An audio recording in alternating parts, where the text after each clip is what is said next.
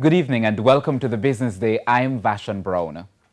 As the COVID-19 response in Jamaica intensifies, the Bank of Jamaica BOJ has pledged to make more cash available to the public, including foreign exchange. Commercial banks are also pledging to ease the financial burden on their customers by relaxing their policies on fees and credit card payments. Here's Andrew Lately. With the sharp contraction in the tourism industry and the likely disruption to remittance inflows, Central Bank Governor Richard Biles says he expects the supply of foreign exchange to the market to fall. That's why he's implementing this strategy. The Central Bank will support the foreign exchange needs of businesses in the real sector through sales to authorized dealers and cambios as needed. Bank of Jamaica also stands ready to expand the volume of swap arrangements with authorized dealers. And it's not just US dollars. While the current holdings of Jamaica dollar liquid balances by the banking system are adequate for their immediate needs, Bank of Jamaica will facilitate expanded access to Jamaica dollar liquidity. In the meantime, commercial banks are putting plans in place to cushion the financial blow faced by ordinary Jamaicans, small businesses, and corporate enterprises. For example, National Commercial Bank customers won't have to pay the penalty interest for late loan payments. Late payment fees for credit cards are also being waived. The bank is also open to facilitating a payment holiday on unsecured auto and mortgage loan facilities. NCB, which is the largest commercial bank on the island, says it is carving out customized solutions for specific industries such as tourism and distribution. NCB says it has suspended these fees to assist customers impacted by COVID-19, but the bank did not detail the conditions of these arrangements.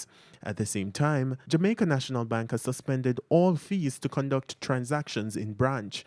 The company, which has been undergoing system delays and downtime, says multi-link fees have also been waived. Scotiabank has also activated its Customer Assistance Program CAP, which will see customers benefiting from a range of payment deferrals.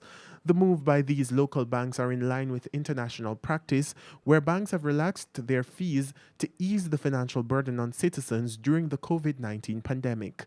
Andrew Lately, TVJ News. And with the negative effects of the COVID-19 pandemic, the Small Business Association of Jamaica has asked public and private entities to provide its members with concessions to help cope. Now, the association wants banks to suspend all loans and mortgage payments as well as late fees for 4 months. It also wants insurance companies to suspend collections for 3 months. The small businesses are calling for Kingston Wharves to implement a 3-month suspension on storage fees and utility companies to suspend bill collections for 3 months without disconnection and late fees. The small businesses want the Tax Administration Jamaica TVJ to give a further extension for filing tax returns and 3-month extension for payment. The National Housing Trust is also being asked to suspend mortgage and loan payments for 4 months and all late fees be waived. Currency trading ended today with the US dollar selling for $136.64. The Canadian dollar is going for $97.48. The pound closed at $164.94, while the euro ended the day at $153.13.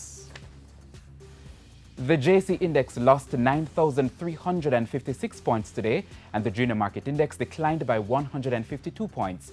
Among the winners were Sagicor Select Funds Financial, Medical Disposables and Supplies, Sterling Investments, Proven Investments, and Radio Jamaica. On the losing side were ISP Finance Services, 138 Student Living, Fontana, Caribbean Producers Jamaica, and Lasco Distributors.